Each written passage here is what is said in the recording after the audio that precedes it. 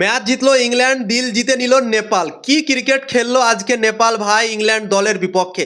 England ছোট মোটো দল না, ইংল্যান্ড হচ্ছে বিশ্ব চ্যাম্পিয়ন।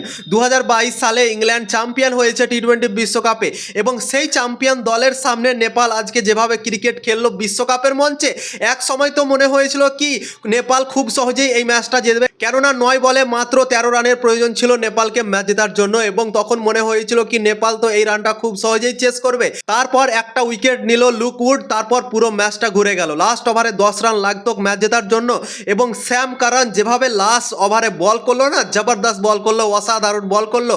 এবং লোকেশ বাম যে দুর্দান্ত ক্রিকেট খেললো, অসাধারণ ক্রিকেট খেলছিল, তাবড়তোড় খেলছিল।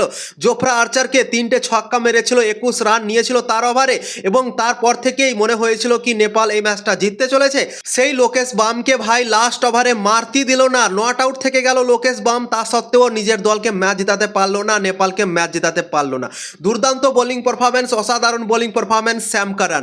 লাস্ট ওভারে 10 রান প্রয়োজন ছিল 6 বলে, এবং স্যাম কারান মাত্র 5 রান দিল সেই ওভারটাতে, এবং ইংল্যান্ড 4 রানে ম্যাচ জিতে গেল। বাল বাল বেঁচে গেল আজকে ইংল্যান্ড ভাই, না তো ভাই আজকে উলটফের করেই দিয়েছিল। বিশ্বকাপের মতো বড় মঞ্চে আরও একবার ইংল্যান্ড হারতে চলেছিল একটা ছোট দলের কাছে। নেদারল্যান্ডসের বিপক্ষে এমনি আগে তারা হেরে গিয়েছে একবার, এবং অনেক বড় একটা উলটফের হয়ে গিয়েছিল লর্ডসের মাঠে।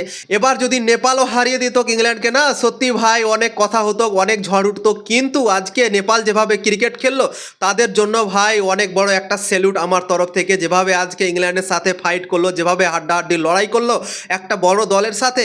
আজকের এই খেলাটা ওয়ানখেড়ের মাঠে হচ্ছিল মুম্বাইয়ের, এবং সেখানে পুরো দর্শক ভাই খাঁচাখাচ ভরেছিল। আজকে মনে হচ্ছিল কি ইন্ডিয়ার ম্যাচ চলছে, কিন্তু না ভাই, নেপাল আর ইংল্যান্ডের ম্যাচ চলছিল, এবং নেপালের সব দর্শক ছিল। নেপালের যত দর্শক ছিল সবগুলোই চলে এসেছিল মাঠের মধ্যে, এবং তারা অনেকটা চিয়ার করছিল, অনেকটা নেপাল দলকে সাপোর্ট করছিল, এবং সেই সাপোর্টের জন্যই নেপাল দল মনে হয় এত সুন্দর ক্রিকেটটা খেলতে পারলো আজকে। সত্যি ভাই মন ছুঁয়ে যাওয়ার মতো আজকে ক্রিকেট খেললো নেপাল দল, জবরদস্ত লাগলো, অসাধারণ লাগলো। তারা ম্যাচ হেরে গেল, একটু খারাপ লাগলো, কেননা যেভাবে তারা বোলিং ব্যাটিং ফিল্ডিং যেভাবে আজকে করলো না, আজকের ম্যাচটা ডিজার্ভ করতো নেপাল দল। যদি জিততো তাহলে আরও আমাদেরকে ভালো লাগতো, আরও সুন্দর লাগতো, এবং অনেকটা এক্সাইটমেন্ট হয়ে যেত এর পরের ম্যাচেও। এবং আজকে যদি হারিয়ে দিত তাহলে কিন্তু সেমিফাইনালেরও একটা চান্স হয়ে যেত নেপাল দলের জন্য।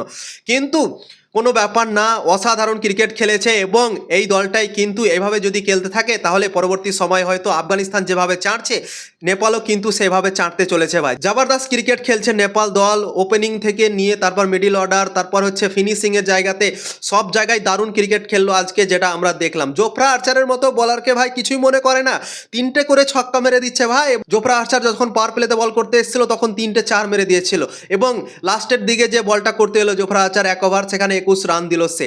তো তোমরা নিজে ভাবতে পারছো কত সুন্দরভাবে তারা হিটগুলো মারছে, এবং জবরদস্ত লাগলো আজকে তাদের ব্যাটিং দেখে। ম্যাচ হেরে গিয়েছে নেপাল ঠিকই আছে, কিন্তু দিল আজকে জিতে নিল, সবার মন জয় করে ফেলেছে আজকে নেপাল দল। আজকে যেটা ক্রিকেট খেললো না, সত্যি জবরদস্ত।